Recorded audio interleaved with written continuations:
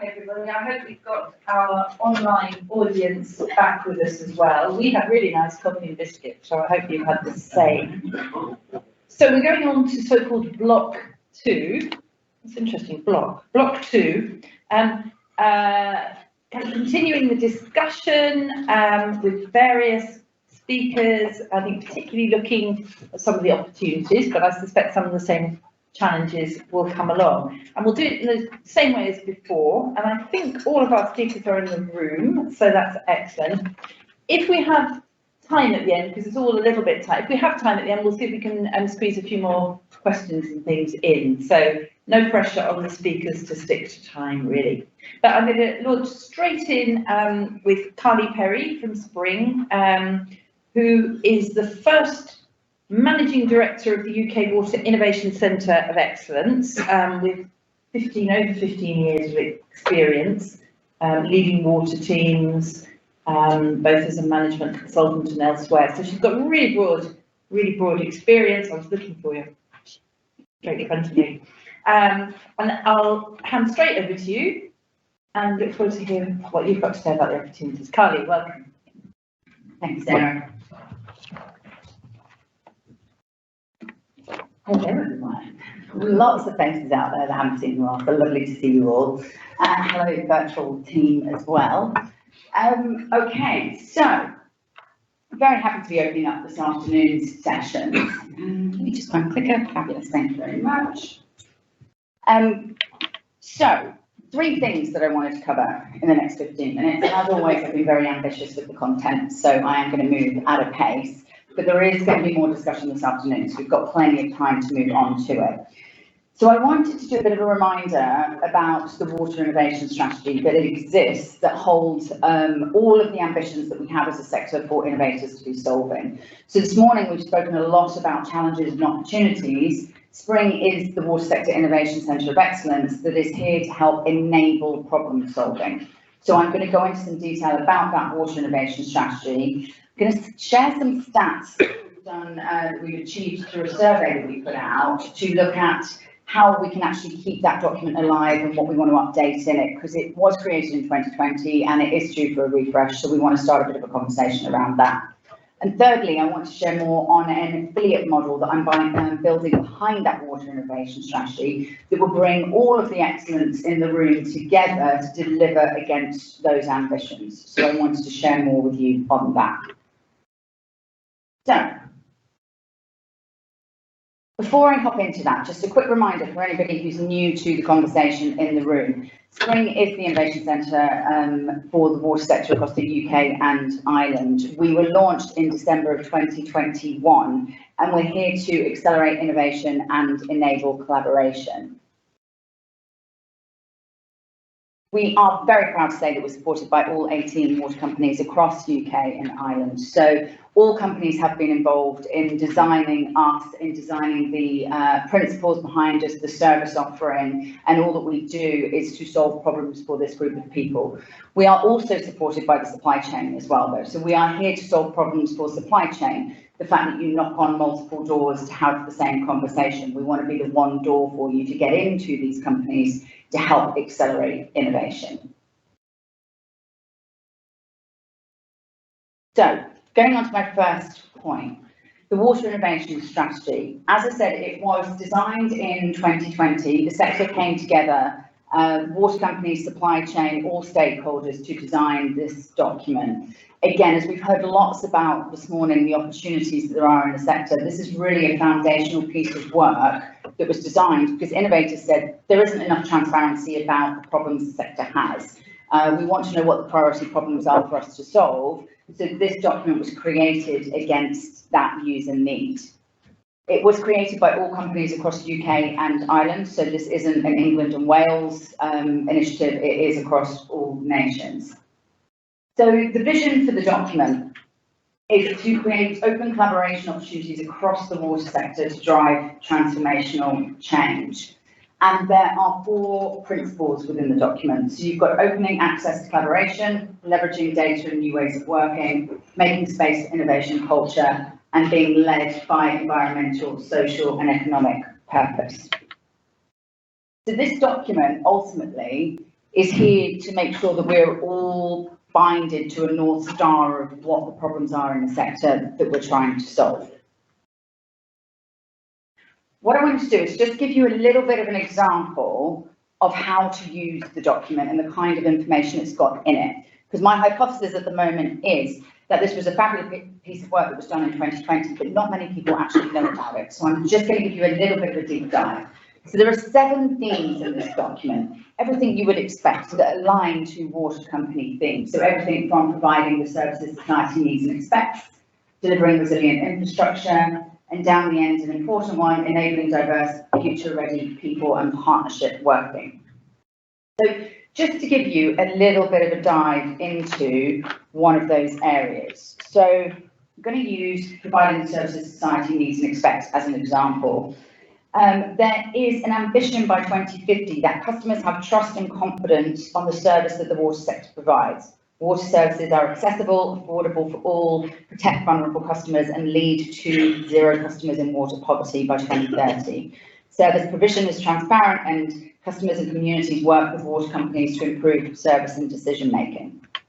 So that's what we as a sector want to achieve by 2050. Obviously that's a very high level statement and we need smaller level activities to provide a roadmap to get there. So underneath each of those things is this level of information. So you've got short, medium and long-term ambitions that the sector wants to deliver to be able to achieve that high level goal. So for example, the short-term ambition here, one is our communications reflect the needs of all of our customers and are efficient and effective. Medium, our customers have excellent consistent customer experience. And then you have the long-term, customers are part of the journey, co-creating, is routine part of all the work that happens across the sector to build trust and willingness to contribute to achieving common goals. So that's the structure across all 7 themes. Now these are obviously still quite high level, but what Spring does is we take these ambitions and we put calls for innovation out. I just wanted to touch on the question, there was a nitrous oxide piece to the question earlier. There are 3 trials happening around N2O risk modelling that have come through the process that Spring runs. So I can give you more detail on that. So this exists behind all 7 themes. As I said, if you are an innovator looking at what problems the sector has, this is a fantastic source to do it. It was launched in 2020 and the world has moved on since then. Problems have been solved, some problems have evolved, new problems have come about. So we need to talk about how we keep this up to date. So we put a survey out to find out what people want to see developed and refreshed within this document. Before I do this though, I've been doing this at a lot of conferences recently because it's really helpful for me. Just going to get a show of hands in the room. Who has actually read the Water Innovation Strategy in some way, shape or form? Oh. Wow. Well, I'm kind of talking to the converted a little bit in this room. That's really impressive. I've had some rooms where only 3 people have put their hand up. So I'm really encouraged by that. The first question we asked on our survey was, have you used the Water Innovation Strategy? We had 48% yes, 45% no. Now, whilst we didn't define what use means, so there's a bit of interpretation in here, this is a community of people that you would expect to have read this document. So I think the conclusion we've drawn from this is it needs more exposure. So we're working on what we can do about that. Second question, do you feel that the themes are still current and relevant for the sector? So we had 70% say yes, they are. 25%, some are still current and some need to be updated. And then you've got lower levels there. There's a follow-on question to that then, of which themes do you feel are no longer relevant? Theme 7, which is enabling diverse future-ready people and partnership working, came out top with 50% of the vote there. And then down to theme 5, achieving net zero carbon, and theme 6, taking a whole life approach to responsible consumption and production. So I think what this tells us is it starts guiding towards the bits of the document that need to be updated. But this is one data source and we are going to be having many more conversations with all of you this afternoon. We also asked which themes do you feel the water sector needs to focus more on. Unsurprisingly, resilient infrastructure comes out whenever you ask that question. And then you've also got protecting and enhancing natural systems and whole life approach to responsible consumption and production. So that's a little bit around the survey that we put out, but like I said, the working group this afternoon will hopefully help us to continue this conversation and get your input to this as well. So my final piece that I wanted to touch on then is how do we collectively deliver the ambitions that are in this strategy? Like I said, it was launched in 2020. It was a great piece of work that brought the whole sector together to design it. But we've always been conscious that there was a missing piece of that, and that's the implementation plan behind it to bring everybody together to deliver it. So what I've been thinking about is how can Spring, core to one of its original principles, which is connecting existing excellence, bring all the innovation ecosystem who is delivering against this together so that we're connected behind the North Star that we've got. So this is what I would like to introduce today, is an affiliation model behind the water innovation strategy. So we have a great ecosystem that is already delivering some of the ambitions in this document, but we are all working in silos at the moment. What we've all agreed to do is to better connect and share what we're currently working on. So a real life example here is UK water partnerships. Fantastic work will come out of this afternoon. How do we make sure the right people know that work is happening? How do we make sure it doesn't duplicate existing efforts elsewhere? How do we make sure the right people are involved in it? This all comes by us all talking more and being better connected. This group of affiliates is a fantastic group of companies, but it is work in progress. It is a first round to this. I see this continually growing, that we all get together and work behind the ambitions in this document. We'll need to get more of a global flavour. We've got Australia here currently, but there will be many more other global players to come in. Academia, I've been chatting to quite a few academics about how we link between research strategies and innovation strategies. STREAM, the Open Data Initiative, is another great example of an organisation that will be solving problems. How do we make sure that is connected to the water innovation strategy? So there's lots that we can be doing to grow this, but I wanted to use today to introduce this as we are gluing ourselves together. We are going to be collaborating on these problems as associations. There's great collaboration happening at the water company level, but now we need to up that to us as organisations working together. So what are we actually going to share? I'll quickly touch on that before I wrap up. So what we're committing to in this group is that we connect and share existing work that is happening with each other. So we want to make sure that there is no duplication going on. We'll share the knowledge and insights from that work that's happening so that people can learn from it and there's an accelerated learning journey. Where relevant, we'll put subject matter experts into each other's activity to make sure that there is cross-referencing happening. And we will support the ambitions of this document and commit to updating it in the future to make sure that it stays alive and up to date with today's problems. And we also commit to gaining exposure for that document as well. So that is a little piece on how we're going to be working together. This afternoon's session will really focus in on how do we want to keep this document updated? How does it look over the next few years? How often does it need to be done? What things do we want to focus on? And really drive down into some of that data that I've shown you today. But hopefully this shows you that we collectively are all here to solve the problems together, and we are actively finding better ways to work together to do that. Thank you.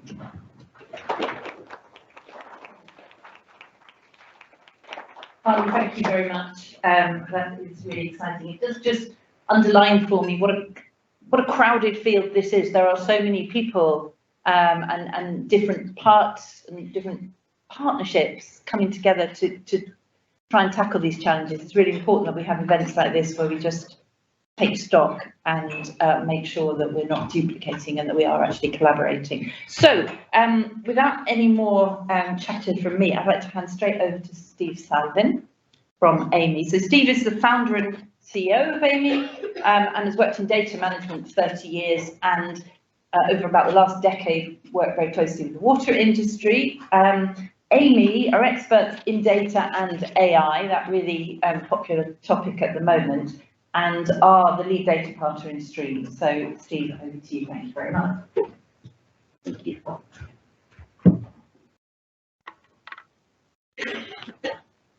There we go. Hello, everyone. Thanks for having me today.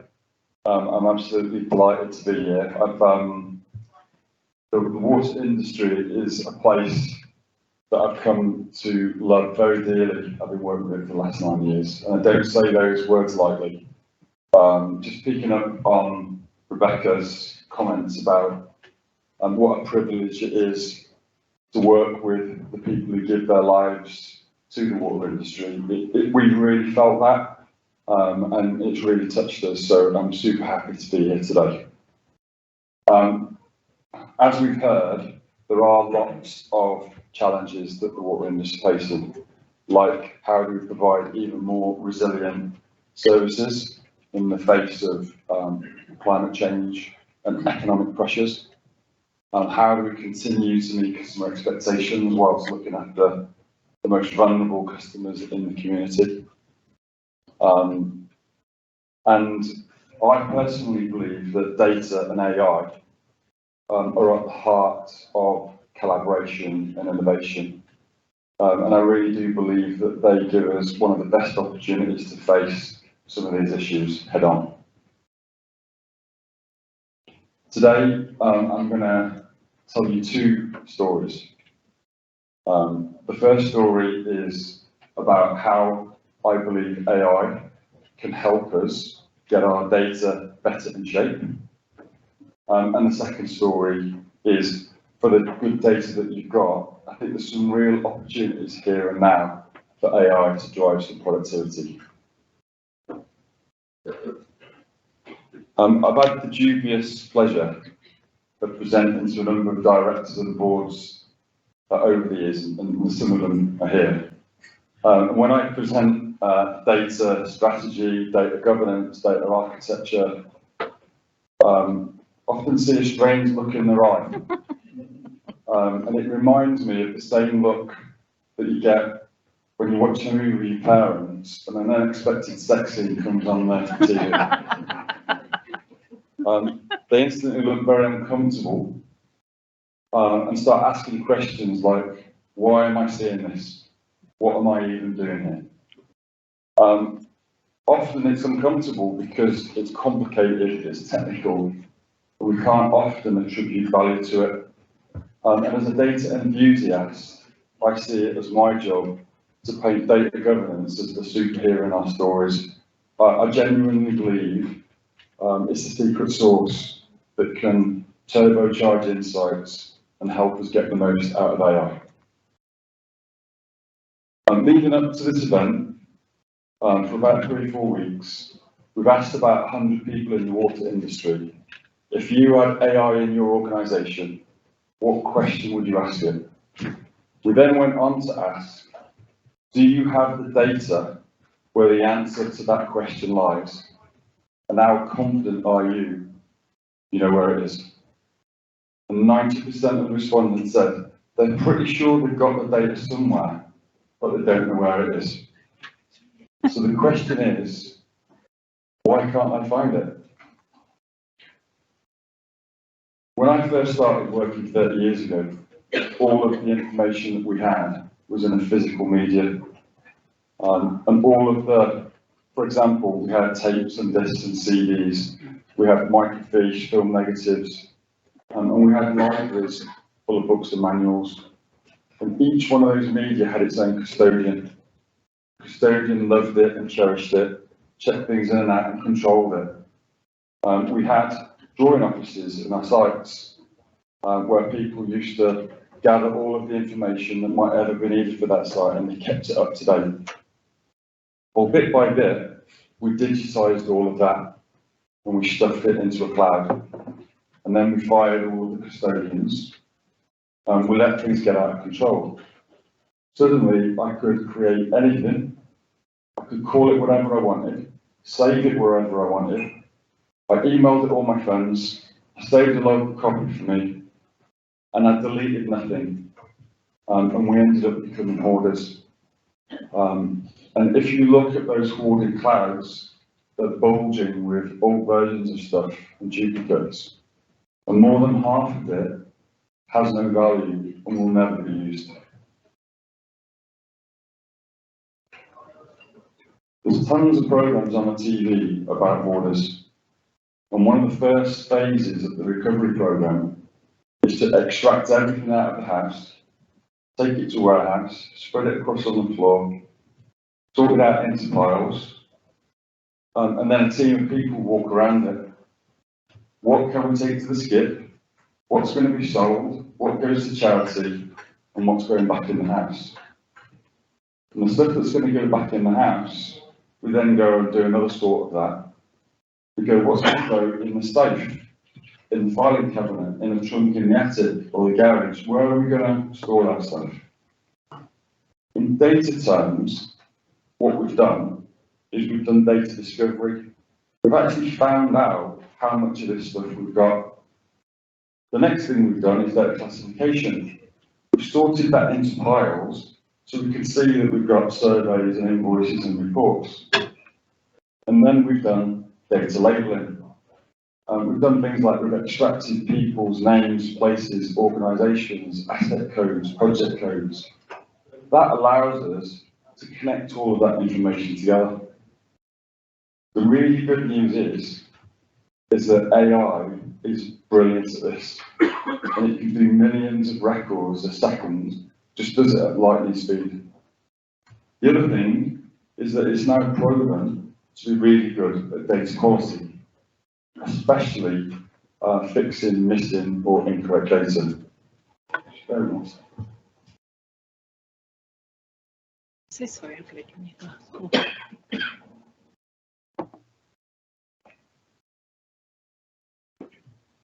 So that wraps up my first story. We often think of AI as this thing that's going to answer all of our questions and do half of our work for us. But actually, it's really good at helping us get our data in really good shape. And then that becomes really good for generative AI after that. My second story today is, if you've got some good data, there's some really good business opportunities right here and right now where we can drive some productivity improvements. I've put 4 up there, and I know that there's a ton more. The things that these all have in common are, we know where the data is. That's the first big one. We know that the data is well governed, and in its current form, this is perfect for generative AI. We don't need to do lots of data engineering before we can go and get started. I just want to talk about one, because I thought we were going to be really tight on time today, but the last one. 3 weeks ago, I spent a couple of hours with a supervisor in an operational control centre. And the experience blew my mind. This guy had over 100 different apps, reports, and dashboards to look at, to see all of the various slivers of information that he needed. He needed to be aware of each one, where the information was, and how to navigate each one. And one of the dashboards alone had 20 tabs on it. No ability to search across that, and no ability to ask questions. The second thing I noticed is he does a 12-hour shift. And the next person that comes in to hand over, it's really, really difficult to provide a summary of everything that's gone in that 12 hours and all of the things that need to be done. And with the best will in the world, the new person ends up covering a lot of ground, reading a lot of stuff that's already been done, and you can see how easy it is to miss things and make mistakes. Next thing I noticed was about half of his day was spent collating information, preparing reports, preparing communications to co-workers, senior managers, regulators and customers. And then the last one was a degree of frustration. There were 20 events that were happening, unfolding in front of him, and most of them had happened before. And it was almost impossible to access the corporate knowledge and reuse the lessons that had already been learned. So it's not by chance that I've called some of these out, because again, they're all really good for generative AI. Here I wanted to call out 4 specific things that AI is really good at. The first one is helping you do your work in terms of preparing communications. In this example here, we've asked it to create a knowledge-based article for an incident that's happened, and we've given Llama 2, which is an AI model, we've given it a dialogue of a event management app, and from that dialogue it's been able to create that summary. If you give AI data and ask it a question, it's really good at extracting facts. So question and answering is really cool. Summarization. It's really good if you give it a call center transcription, a large document, an event. It's really good at producing you a summary, 50 words, 100 words, 200 words, whatever you want. Imagine how cool it would be to have a summary of that 12-hour shift. And then the last one is a sparring partner. It's really good at being able to help you test, validate, and develop better content. So you can create a document, maybe that a report that's going to go to Ofwat, and you could ask it, if this was going to be challenged, how would it be challenged? Are there any facts in here that haven't been substantiated? And you can go through asking prompt after prompt, but it'll help you make better content. One final thing I wanted to share is black box thinking. So go back to that knowledge-based article. Think about it for events or accidents, jobs that have happened. We can create those knowledge-based articles, a summary of everything that's happened. We can capture the people that were involved, the main topics and themes, the outcomes that were achieved and the lessons learned. And that in itself is really cool. But what's also even better than that is AI is brilliant at taking all of those summaries and using that as training data in its own right. And it can start to create models that will predict when things are going to go wrong. So we can then point those models back at our jobs, back at the backlog of things that we've got, or at the events that are unfolding. And it will start to alert us when it thinks something's going to go wrong and make suggestions of how we can mitigate that. So really, really cool uses that we can get going with today. That brings me to the end of my two stories and really my closing remarks. I hope you agree with me that data governance isn't that boring, difficult to value thing. It genuinely is the secret sauce. If we get good at data governance, we're going to get good at data. And the better our data is, the more power it's going to accelerate our analytics, data science, artificial intelligence, and open data. And the better insights that we can get, we can then start putting those in better experiences for our customers and employees. Final point today is I just wanted to give a shout out to my friends, colleagues, and partners at Stream.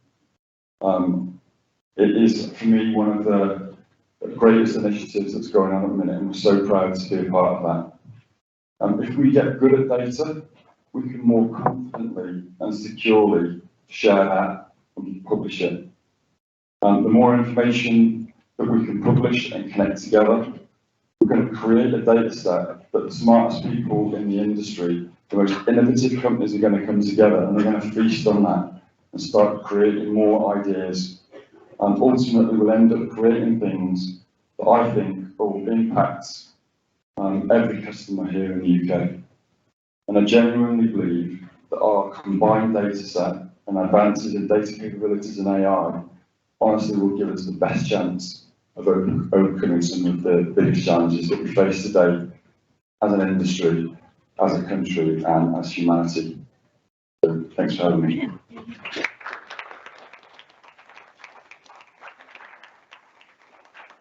you very much. I get the impression of quite a lot of excitement in the room about that, and a certain amount of demystification. Maybe that's just me, but that's great. Thank you. We move swiftly on, and Cassia is going. Cassia, who's labelled our rising star, and works at Arup, and is also part of the Future Water Association. So I'm going to hand straight over to you, Cassia. Thank you very much. Thank you, Sarah. Oh, thank you. Thank you for having me today. It's so wonderful to be here with you all.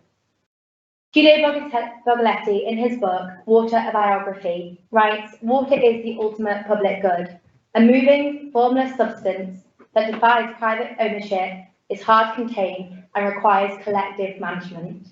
To face the pressing challenges of today and ensure the sustainability, resilience, and accessibility of water as a resource, we must respond with an incredible collective approach from a host of sectors, borders, and disciplines.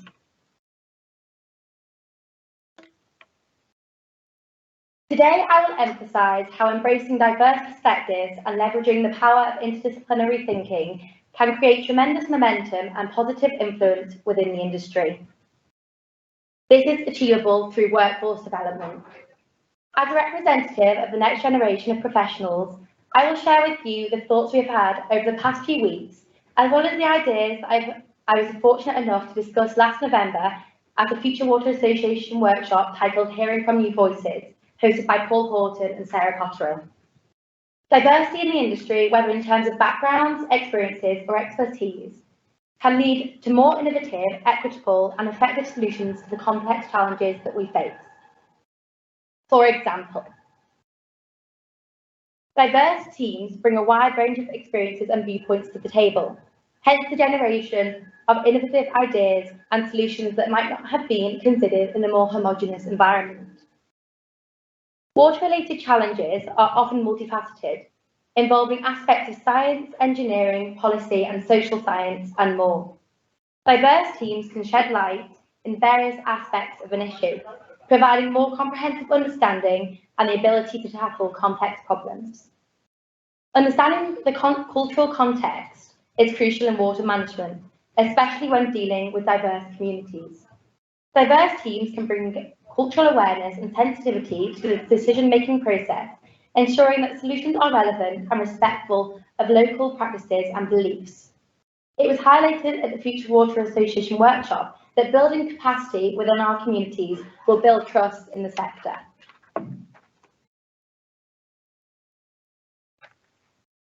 Water management often involves public consultation and engagement. As heavily discussed amongst my colleagues, diverse teams can best connect with a wide range of stakeholders and communities, fostering trust and more inclusive decision-making, vital to the water sector at this time. Alex Henderson, a graduate civil engineer at Arup, expressed that increased transparency, especially towards the public, is top of his list when it comes to what the industry should work on. In his words, I think that the general public don't particularly understand the water industry and how it operates, primarily due to a lack of transparency and information provided by water companies themselves. He believes that this is improving as we speak, but there is still more to be done. Finally, resilience is a key outcome of diversifying the sector. As we face the challenges of today, building resilience has never been more important. Diverse perspectives can help identify vulnerabilities and risks in the industry. To conclude, diverse perspectives are not just a matter of social responsibility. It's an essential strategy for fostering innovation, problem solving, and more effective water management. To ensure a diversity of perspectives, however, as highlighted in the Future Water Association report card, there is a pressing need for workforce development. And this can be done by numerous things. I'll start with engagement and educational institutions. The Institute of Water, for example, to which I've been a proud member for 4 years now, is a valuable platform for connecting with fellow water professionals, engaging in discussions on industry trends and furthering commitment to the industry. Number 2, rectifying misconceptions. As touched on by the Minister this morning, misconceptions about the water industry, often fueled by media portrayals and sensationalism, can contribute to the lack of understanding of the sector's complexities and the challenge it faces. Such misconceptions hinder public support, policy development, and most importantly today, the recruitment of new talent. Showcasing the sector's opportunities across various disciplines is also very important. By showcasing the diverse opportunities within the sector, it becomes evident that professionals from various disciplines have the chance to contribute their expertise to address a critically important industry. And finally, displaying this is an exciting and forward-thinking sector. As an avid geographer, passionate about how natural and social environments interact, I was determined to pursue a career in responding to the challenges we face today. There are others that have also the desire to put the environment at the forefront and we must ensure that they know what the water industry is looking for, their fresh perspectives, energy and drive.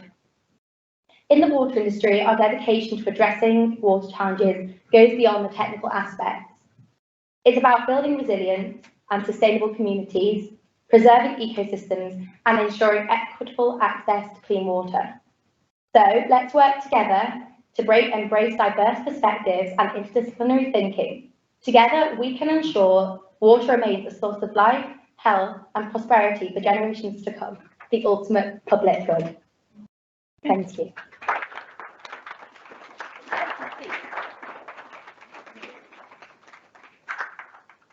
Yeah, that's brilliant, thank you. It reminds me a little bit of, I think I was on a 3-hour train journey with members of my team coming back from our annual staff conference, and I was surrounded by 3 of the team who were in their 20s, and they spent the 2 hours just sort of firing questions at me, and questions came out, and I said, well, we do that, and then I thought, well, we do a little bit of it, or we did it 3 years ago, and I think you're asking some really pointed questions where we might feel a little bit defensive, but actually if we don't embrace these questions, we won't engage the people who are coming up in the sector, but more importantly, actually we won't solve any of the challenges. So I thought that was really brilliant. Can we have a few minutes for questions? I know if people don't mind losing 10 minutes off their lunch break, do they, in the interests of having a few questions? Would anybody like to ask all or any of our most recent speakers a question?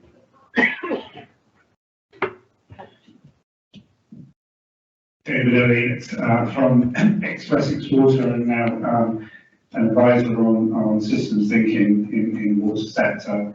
A question for all of you really, but perhaps a view often from the opposite to the greybeard community, which is how do we use, so a lot of the issues that we've talked about today, we've talked about the solutions, but they're solutions to symptoms. So build bigger tanks, build bigger, reduce demand, build bigger pipes. The big issue in the room is our consumption patterns, our ways that we treat water and manage water. And a lot of the data we have is focused on the water sector, whereas a lot of the data we need is around public opinions and what their concerns are and how we start to shift the dialogue around water so that the public become part of the solution, not part of the problem. And a question from the data perspective and also from public opinion perspective, how do we make that shift? I'm going to go to the data person first. It's a simple question, So, the first thought I had is, and I think it ties us both together actually, is something that we as a company are quite big on, is doing hackathons and taking some of the agile methodology into like design sprints and data sprints. And the reason why I want to mention that is because a very important part of that is diverse thinking. To give you an example, we do quite a lot of work with Rolls-Royce small modular reactors. They run hackathons and sprints with us in our company. They don't want that room full of nuclear scientists because they're going to end up building another Hinkley Point. So I think it's really important that we end up embracing some of these new ways of working.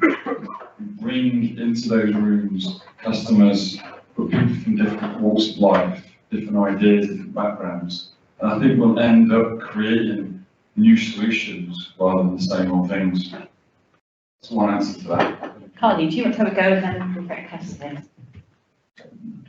Yeah, I mean, that's a tough one, and I'm probably not the right person in this group to try and give you an answer to that. But I think, for me, just a bit of a personal story of an observation. Like, I've always been really proud of my own water use, but I've recently moved into a house with friends, and it has completely changed my perspective of how people are using water. And people who I assumed would understand the problem really don't understand the problem or the way that they're using water or how they could do better. And I think I'm having my own realization of how much more widespread this is. And when I hear about, you know, people in this room talk about their children's use of water as well, and how the stats are saying that actually water use is going up, not down in use, that there's a real conflict in there for me of, if we know more about the problem, why are we still using more?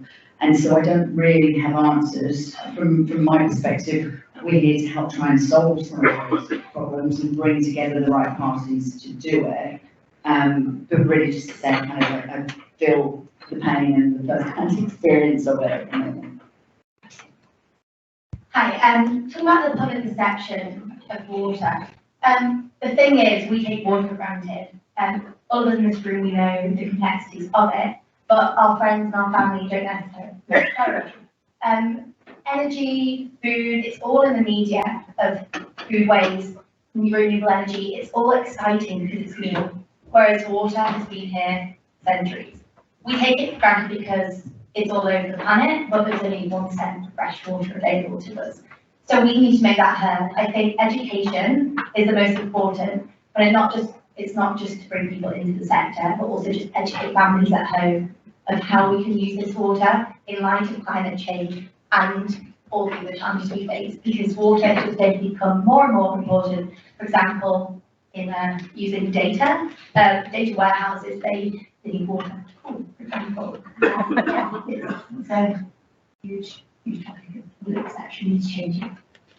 Brilliant, thank you. So I'm going to go to the gentleman who caught my eye. If that's a really brief question, then I think we can go for one more year. So your lunch. Hi everyone, Paul Hall, Future Water Association. Gail mentioned earlier about catchment management planning. Are we at that stage where bringing together innovation with data, with new people, with attracting people in the sector? Do we need catchment management companies, water utility companies, that embrace the whole sector? Are we missing a whole systems thinking approach here? Sorry. Does anybody want to ask that? Does anybody want to ask that? Paul's going to do it. Sorry. I'm going to try and give you an answer, but I'm not sure it's the one you're looking for. The water company that I've spent the most amount of time with, probably 3 years, personally, has been Aiimi Water. And I've been super impressed with their alliance and programs and how they've engaged with their partners to build capital delivery. And I've been more involved with the IT side of the business, but I've seen those two worlds have been on a collision course for many, many years now, probably for as long as I've been there. And the capital delivery companies that are out there that are building and operating, they've been year on year building their digital skills, because they're trying to put that back into, I think, what did someone call it? Nigel called it the pre-mortem. The equivalent of the pre-mortem is, you know, let's understand what's being asked here, but is there a way to do this digitally, different with data? And I know all of that thinking is going on, so I think the worlds are colliding, and there's more and more conversations about how we alliance together. But fundamentally, we come from different walks of life. We're used to commercial with different models, and it's tricky. But I do think we've got to bring the two worlds together in order to come up with the right solutions for the future. Right, I'm going to get to the next question now, because there's one last question. I don't know what it is, but hopefully it's one that everybody can answer. Cassia, first of all, brilliant presentation. Yeah, sorry. Yeah, Gail Dix-Walsh of Hungary. So Cassia, brilliant presentation, and it is a question that actually is across all three of you actually, but I'll start with you first, and you'll see why. I haven't gone grey yet, but I have reached the scary age where actually I now have one of my children looking at universities to go to, and even more worryingly, following in my footsteps and looking at environmental science degrees, and it's been enlightening and also quite daunting, I have to say, going around universities at actually where university degrees currently are, which is somewhere back where they were when I went to university, which actually frightens me quite a lot. And I just wondered, all of you actually, let's start with you, Cassia, whether you have any thoughts as to how we can bring that world along, because obviously we're in quite a different place as an industry and a sector at the minute, and it would be lovely to try and reflect that to bring more young people into it. Thank you, Gail. I think the thing is, going to university is an incredible thing to do. I wanted to study geography. It was always my passion, and I was looking to know what I wanted to do. I came across the water sector actually through work experience at a regional water company, and from then on, I had a fascination with water management. So when I went to study on geography, I chose the topics that surround water. But not everyone knows exactly what they want to do. So I would say always do something that's broad and what you love to do, and then you can find your way. So, but I think you need Arup, for example, would be a fantastic company to come to university. I actually went to the University of Exeter, and I went to a campus in Cornwall, and it was more environmental, so I got to the BA and the BSc. We had a smaller campus, so I didn't experience career professionals coming in to talk to me. So I went on Google, what can I do to become part of the water sector? And the answer was become a member of Institute of Water, and that's where I've been lucky enough to get to know a lot of people. But I think apprenticeships and forward-thinking degrees need to come up in with the sector. Like, so I was actually going to ask the minister if she had more time. If there's investment not just in infrastructure, but in bringing new talent into the industry, because we can't pull out this new infrastructure efficiently before 2050 to change all these things we want to do without the workforce. So sorry, in a roundabout way, what I'm trying to say is the water sector should be in everyone's minds, because it's the most important sector, because we cannot live without water. But it needs to start from schools, then into universities, and then onwards. And these 63,000 positions that you're filling need to be put out there in the media. And yeah, misconceptions need to be figured out, but we can get them. Sorry. Quick reflection from Carly. Yeah, just slightly different take on it. Is that just in question? Okay, better? No. Is it green? Yes. Better? Yes. Slightly different take on it. I didn't come through traditional education. I do what I do because I love nature. And last week I went to the Blue Earth Summit in Bristol. If you haven't been, I highly recommend it. It's one of the best events I've been to from a conference perspective in a very long time. Because we are sometimes preaching to each other at these events. We're all sold on this. That was full of activists and the people whose minds we need to get into to help us solve the problems. And the energy was incredible, the speakers were incredible. And there was one piece by Professor David Olusoga who said that we are bottom of a list of 15 countries when it comes to nature connectedness. And we have a stat of 19% of the population are in minority communities. Only 1% of those, of that 19, visit national parks and go to nature. So if we can find a way to get people more connected to nature and the problem and the reason it's amazing for all of us, that's another way of educating people as well. So I would love to see us doing more of that. That's right, Steve. More time to think about this answer, and I'm still not sure. It's a great question, Gail, and it does tie back to the previous question for me as well. Because the data tech industry has its own challenges of attracting a diverse workforce, but not necessarily young people. But I think what is really cool about the industry that I work in is that we get to work in industries like the water industry, we get to apply our trade there. And it's honestly, it's a gift and a joy to be able to spend time and learn that business, just like I mentioned the business that Rolls-Royce is in, for example, and you can hop around solving real business problems. One of the challenges that we have, and this is why it ties back to that first question about data and tech coming together with business, is that in these tech companies and tech companies, we focus so much then on coding and on architecture and boring things that suddenly the young people can get put off by that. If they actually could see that in the water industry, there was a role that I could go and become a data expert, I could apply AI in there and solve real problems, I think we'd see a much bigger draw in it. So I think it's all of our challenge, and it's not an easy one to fix. Thank you. Can we, before we go on to just a quick round of appreciation? Now,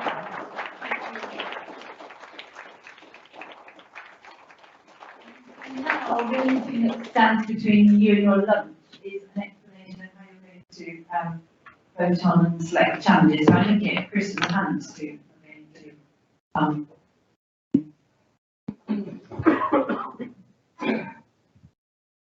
Thank you very much.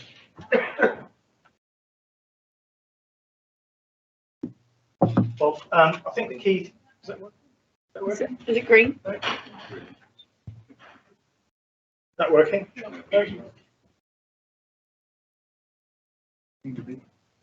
No. Let's get that one. Thank you. Yeah, the key thing now is so what? I think we've had a great discussion. We've had some fantastic presentations from a range of different people. But so what? How do we get the best out of today's event? Is really what we're about now. So what I'd like to do is to encourage you or invite you to tell us, or to jot down, or using the technology that Eve is going to kindly take us through in a few minutes, to tell us what you think the two most important challenges facing the industry are now and going forward. And these will be used as the basis of constructing our workshop discussion this afternoon. So if you could please do that, that would be very helpful. Then we can really move into the final part, obviously, was what do we do? How do we do things differently? How do we change what we're doing? We heard a lot about that this morning, but how do we actually go about doing it? And how can we commit to do this? So I'll quickly hand over to Eve, who will take you to the technology side of it. Thanks, Hans. Okay, so we posed the question, what do you think is the main challenges facing the UK water sector? Big question. But you've got a chance to submit two answers. You can either scan the QR code that should take you to the right page, or you can go to the website menti.com and put in the code, and that should also take you to the right page. And in a few moments we'll flash out kind of a cluster of all the words that have been submitted, with the ones that submitted the most kind of showing up bigger than the others. So we should see what people are thinking of this morning. Thank you. Is it just one or two that people can put in? Two. Thank you. So is anybody struggling? And we've got lots of people online, so hopefully they are doing it as well. And I'm doing it based on what I've heard.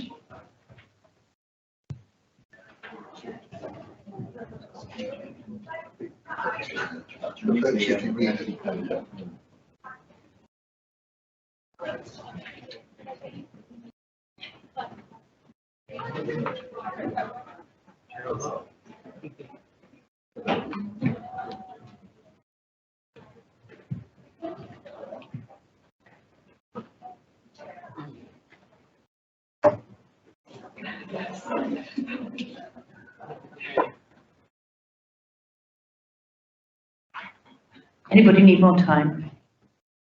Nobody's admitting to. Could we go on to another slide? This is our this is our answer.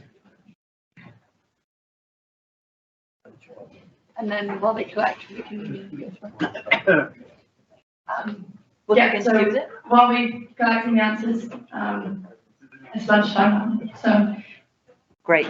I get to tell you about lunchtime. So I think this will now feed into the sessions for this afternoon and the challenges.